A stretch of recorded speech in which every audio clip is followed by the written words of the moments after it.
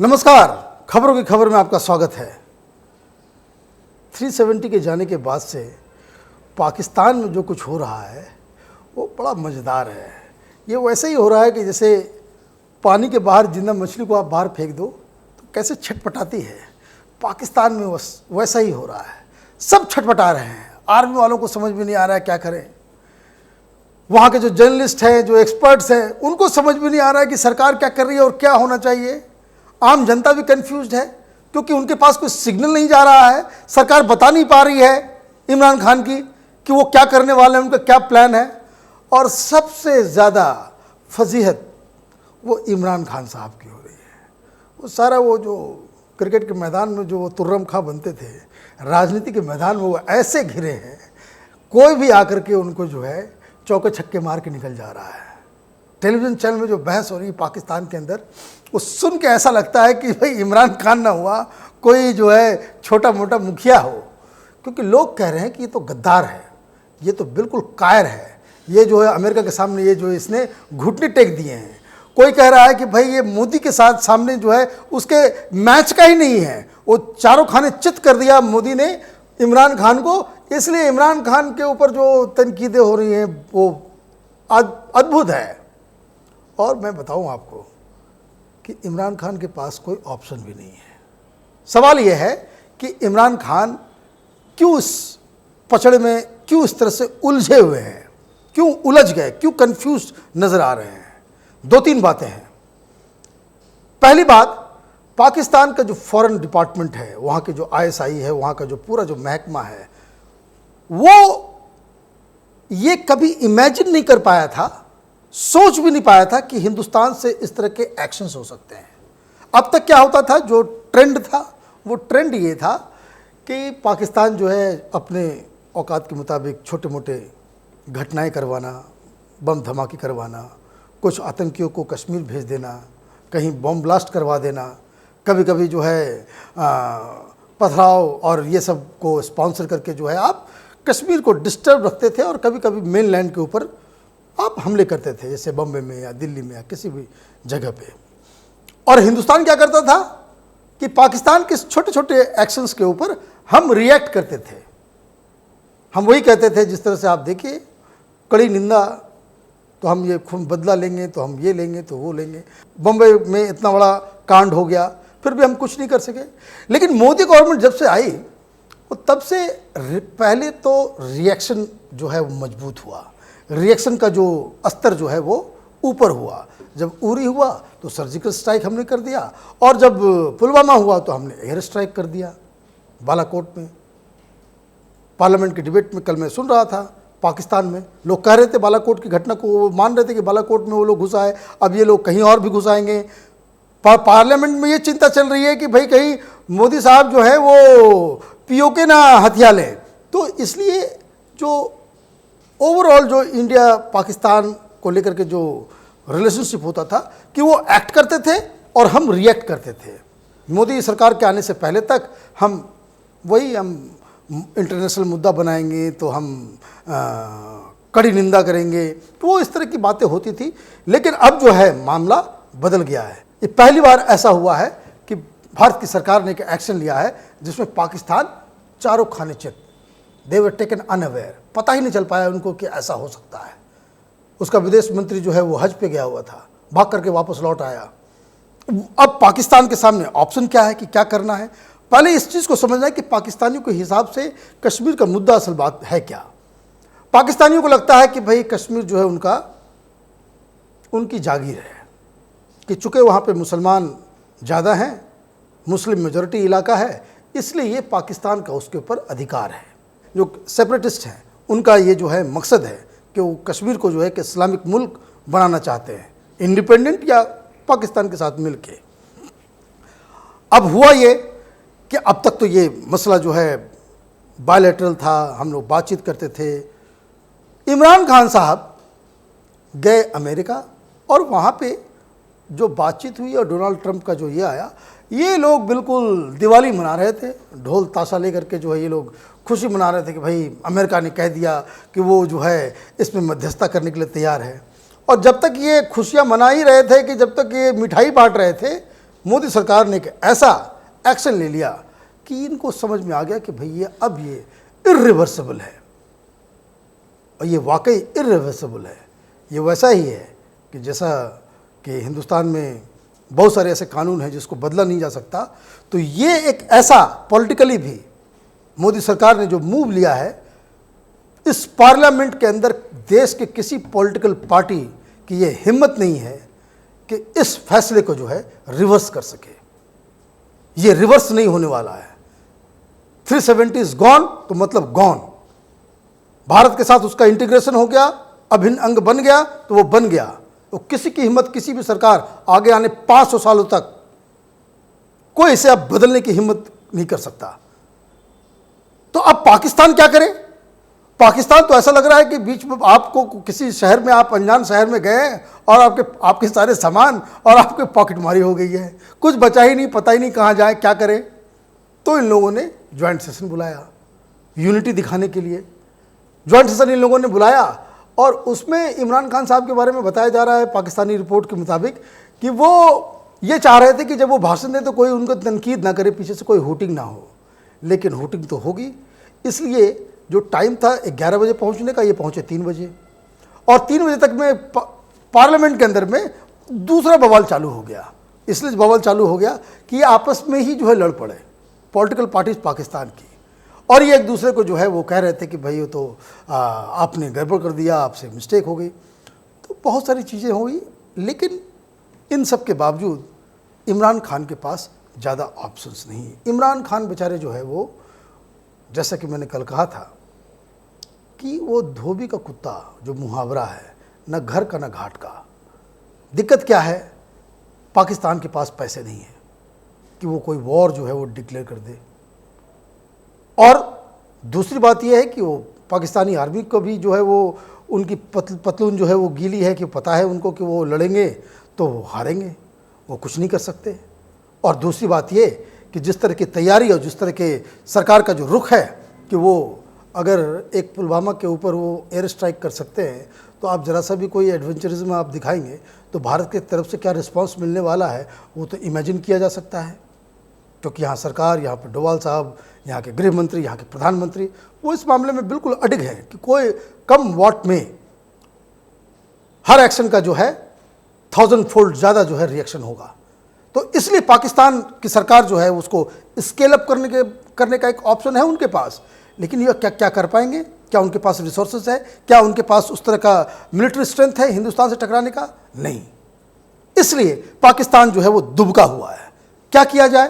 तो इमरान खान ने कहा कि भाई वो लगातार वो मीटिंग कर रहे हैं कि भाई क्या किया जाए। बहुत सारी स्ट्रेटजीज चल रही हैं, मैं उस पर आऊँगा कि पाकिस्तान के पास क्या क्या ऑप्शन है, इमरान खान के पास वो क्या कर सकते हैं, लेकिन उसका क्या हिसाब किताब होगा वो भी मैं आपको बताऊंगा। तो वहाँ पे मीटिंग हुई, बहुत सारी चीज़ें हुई। तो इन लोगों ने फैसला क्या किया?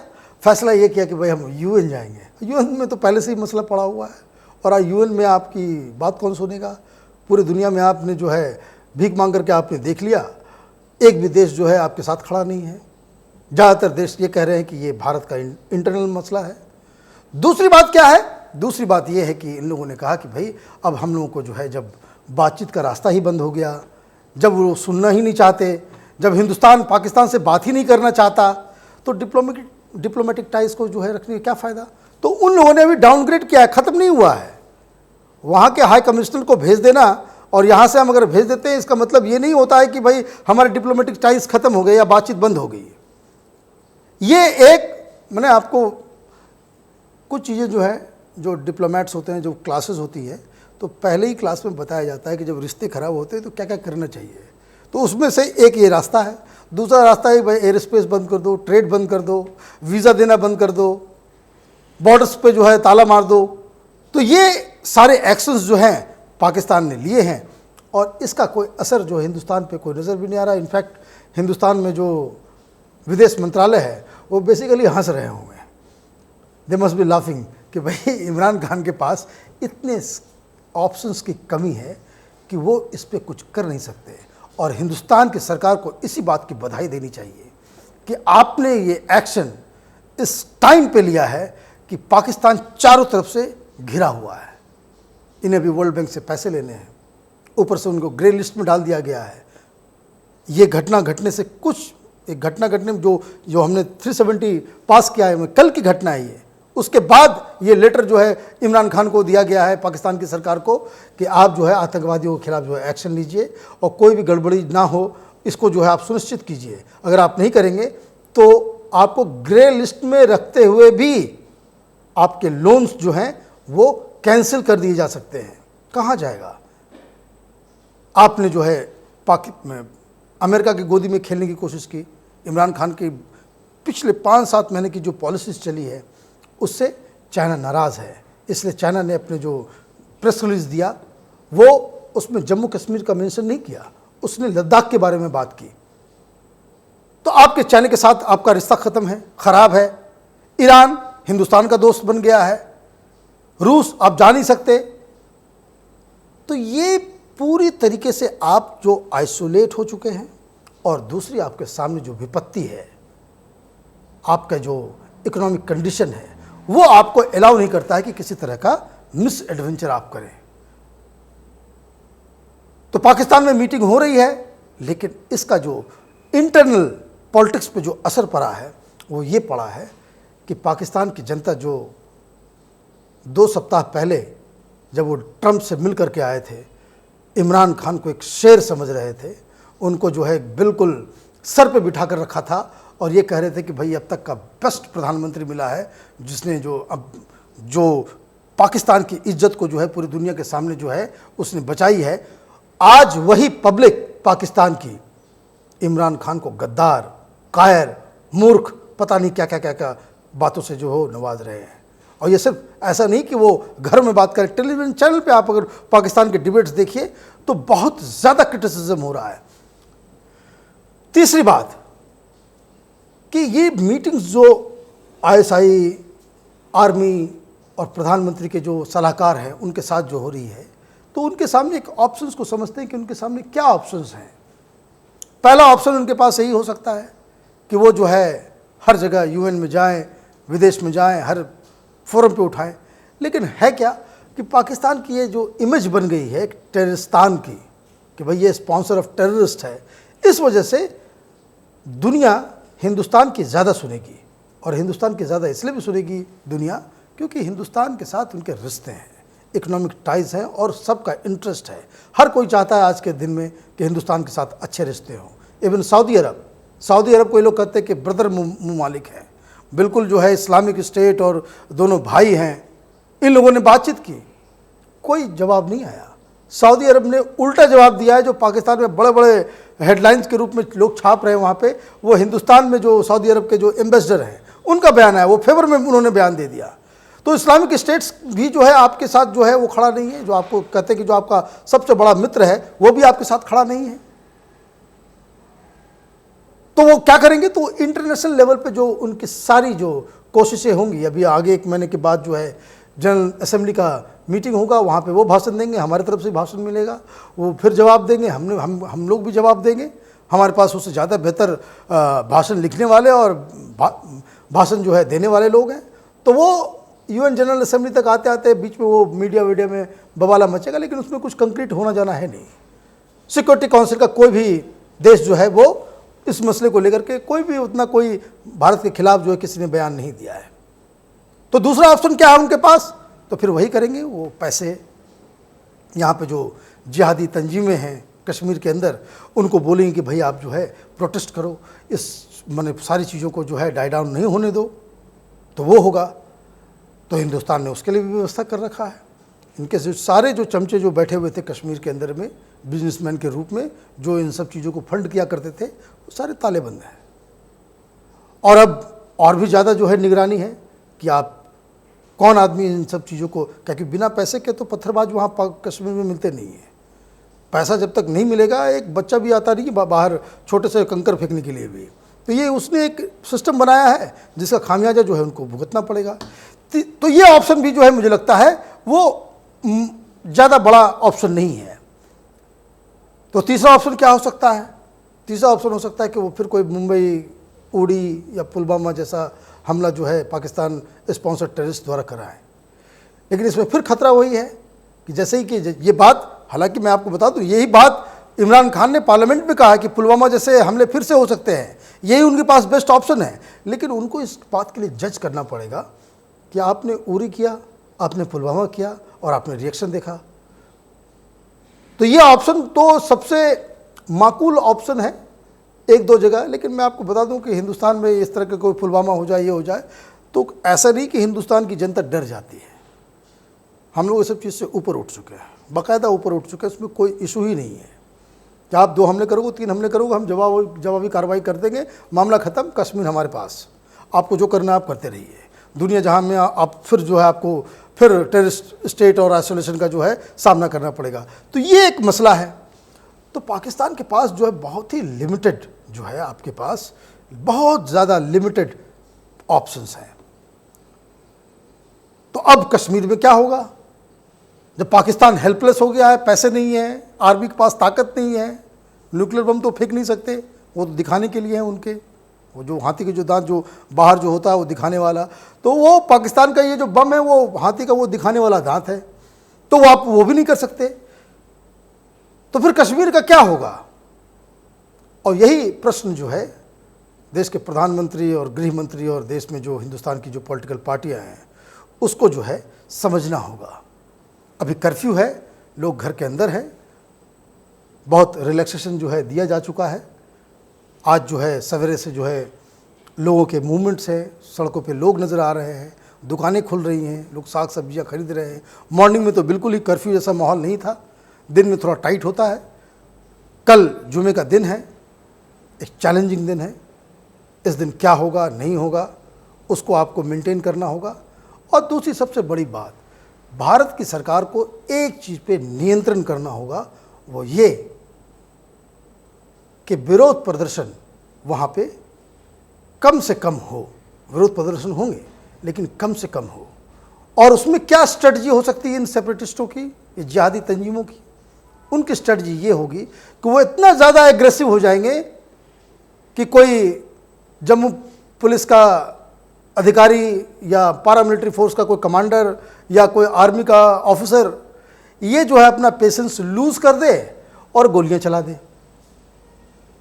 ये वो चाहते हैं। अगर ऐसा हो जाता है, अगर हिंसा भड़कती है और पुलिस एक्शन होता है, गोलियां चलती है, लोग मारे जाते हैं, तब हिंदुस्तान के लिए जो है ये मसला प्रॉब्लमेटिक हो जाएगा। इसलिए हिंदुस्तान के सामने जो है एकमात्र चैलेंज यही है कि किस तरीके से आप वहाँ के लोगों के दिलों को जीते। कश्मीर के लोगों ने बहुत कुछ खोया है, बहुत कुछ बर्दाश्त भी किया है।